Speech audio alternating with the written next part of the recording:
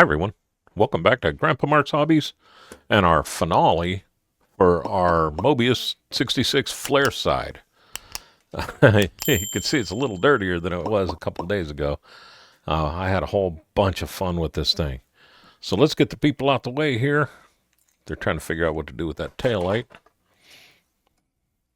Everybody's got work to do on this one. Rob stopped over. He's cooking for the women. Tomorrow is Mother's Day. So let's move this out of the way here. Let's not forget to say Happy Mother's Day to Lori, to Terry, to Daisy, and to all the other mothers out there that keep us in line. You can see I got everything weathered up, put together, and this thing it pretty much fell together.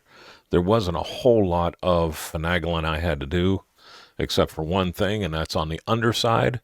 And I'll show you that when I get it flipped over. Don't forget, we're going to do music montage at the end of this thing, just like we always do. So let's break this thing down. First thing, I'm going to tilt this to show you that bed, because that bed is not that shiny. It's weathered out there pretty good and dusty, and it's still showing a lot. And you can see a lot of the extra dust on here. It's not as dusty as it really shows, although I did dust this out pretty bad. This is painted with Hull Red, which is a very flat coat, and I painted it right over top of the casting. No primer, no nothing. Just kind of gave it a quick sanding and shot it, because I knew I was going to weather this pretty hard, and I kind of wanted it to be just a smidge rough on it. But I hit it with 3 coats of quick shine, and I should have only done 1, because I had to work my tail off to get through the quick shine to get down to the plastic. It took a lot more work than I thought to sand off quick shine. But I'm happy with this. If you look, I'm going to bring this up close, and I'm going to kind of tilt it around. You can see how me sanding that and it being a flat coat and not prepping everything, I kind of got cracks and crinkles in the paint, and I was hoping for that. I actually kind of tried to orange peel this a little bit just so I could get that look. Then I came back with 3000 grit sandpaper, and I sanded all over the place trying to get through that quick shine.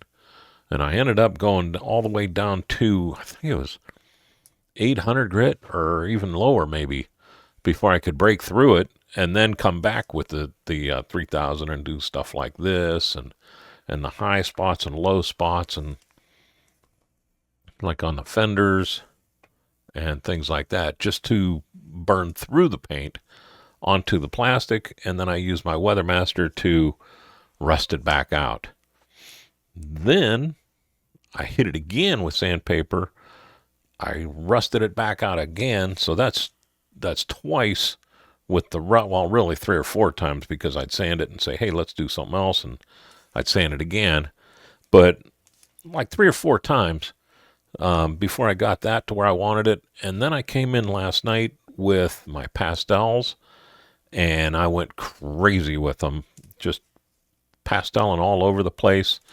That and my panel liner, my gray panel liner, turned into my best friend with this build. It made the chrome age so well. You remember that grill? I wasn't happy with it. It was way too new looking. Now look at it. It is aged nice. Look at the bumper. It came out really good. I'm not tooting my own horn. I'm just saying that the gray panel liner sure aged things a lot better than the brown or the black did. It really took it down. The windshield wipers, you can see it on them, and the mirrors. And once I figured it out, man, I went nuts with the chrome, which there wasn't a whole lot, but like the twin I-beam. Look at how that aged that. And all that is the gray panel liner. Put on there, leave it alone, let it dry. It did what it had to do. and I think it looks pretty good.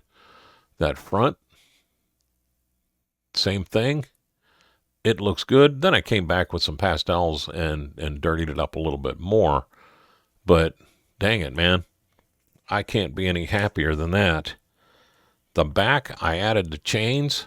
Those are just anchor chains that I had, so they do move around, give it a little bit of life, and it needed it. What I did to measure them is I measured the length of the door, and then just cut them to that length. So when it's all the way open, that would be straight.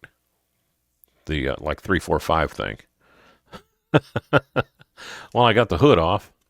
I dusted out the inside of the hood. You saw me kind of do that the other day. And I just shaved it in there again and did the same thing. Same with the top and the bed and everywhere else. I shaved that pastels and then put them on there that way. Remember these things?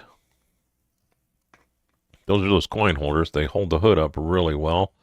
I'm thinking I might display the hood like that if I take this to a show. I'm not sure if I'll take it to a show or not. I don't know if it's good enough or not, but I did have a lot of fun with it. Let's talk about this engine. I did the wires, as much wires as I could think of doing and not making it look toyish, I guess I could say. I'm going to bring that straight up in instead of trying to move the camera around. But last night I added the starter wire run up. I made a starter solenoid, and all I did was took a little piece of round stock, and, well, I took like 6 little pieces of round stock, and I finally got one that I could drill all the way through. So I drilled all the way through it, cut it off, put a little piece of flat underneath there, painted it black, a little silver on the top, ran that starter line up through it all the way around into the battery. I came from the alternator to it and then just ran that back to the dash or to the firewall just to kind of Hollywood the wires up a little bit. We got our fuel line run up. Let's see here. Yep, that's the fuel line. We have our throttle cable that comes up and over to the front, and I looked online, and that's the way they did them. There actually should be 2 of them because I think one of them is a choke line, but I forgot to put it in there. There's a spring underneath there you can't even hardly see on that carb, and I talked about that carb. I did spin it around, and I turned this way just to add a little bit of interest. Usually they point like this, but I figured it's getting bumped around and changed and moved around. And I still added the heater for the intake, for cold weather intake to it. I left that on. I just thought that was pretty interesting. On the other side, I added the brake lines coming off of the master cylinder. I added the hose for the windshield washers. I added the hose for the overflow. The spark plug wires, you can check. All 6 of them are in the right spot. And the dipsticks in. So pretty much got everything. The heater hoses are in, and they go into the right place and the right side. I even found a thing that showed where they're supposed to go. So everything kind of went together nice in there. You can see that engine's right smack on the firewall. And I messed around with it a couple of times, and that's exactly where it's supposed to be, because that's the way that, I mean, there's no gaposis here at all. And this is dead on, so that has to be right. I thought it'd be a little bit more. The other thing I love about this kit are the door handles and the mirrors. They're just simple, but man, are they cast well. The fuel intake, I didn't do anything to it but stuff it in there and hit it with gray panel liner. Did a little bit of weathering down below it, as you can see. My interior, I got some good shots of that. It went really well. I did clean that seat off, so it didn't look like I was digging a ditch before I rode home. And it looks a lot better. You'll see it in the video. or in the music, I did 2 hubcaps, one up front, none in the back, or 2 in the front, none in the back. Had a ton of suggestions, and most of them were use 1 or 2, or use 3 with 1 missing, or put 1 in the bed. And this one was kind of the one that just kind of stood out because you see this a lot. Kind of like when they'd switch them out to put snow tires on the back or something. But let's draw that up. We'll look at the tire a little bit here. I added the valve stem to it, and if you look close, I added wheel weights to them too. And those wheel weights are super simple to do. I just took a piece of 0.3 millimeter solder and smashed it while it was on my mat. And that left one side round, one side flat. And I wish I could get that in focus better, but it made it to where it looks a lot better like a wheel weight. And I put 2 of them on this one. I got 1 on the front. I did them on the other side too. Now, let's talk about what we got going on here. This came unglued a little bit, but that's all right. I'll fix that. There we go. On the bottom, I added emergency brake lines, regular brake lines, fuel lines.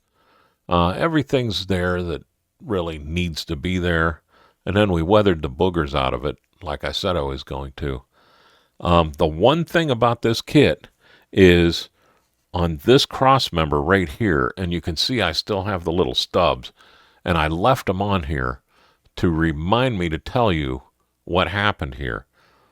The instructions for the 66 Flareside tell you to cut off these 2 pins and leave the 2 back ones. And that's exactly what I did. And when I went to put it together, I was like, well, that's not right at all. So if you're going to build the Flareside, cut the back pins off, leave the 2 outer pins. It works. It didn't make any difference at all, except for that really does make sure that you're lined up.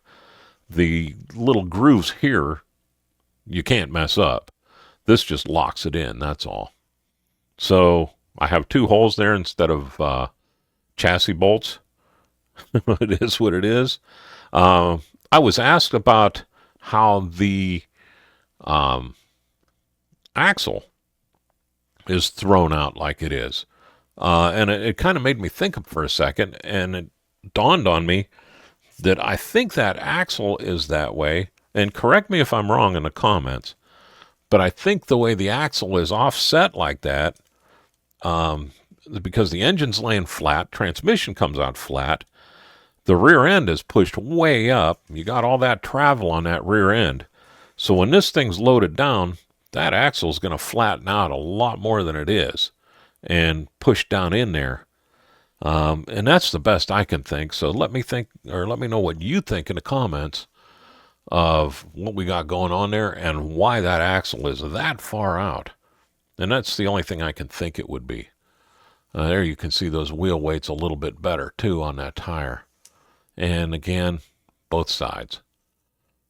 So I love this kit. I had fun. I will say it one more time. It is way harder to make something look dirty and old and used than it is to make it look clean.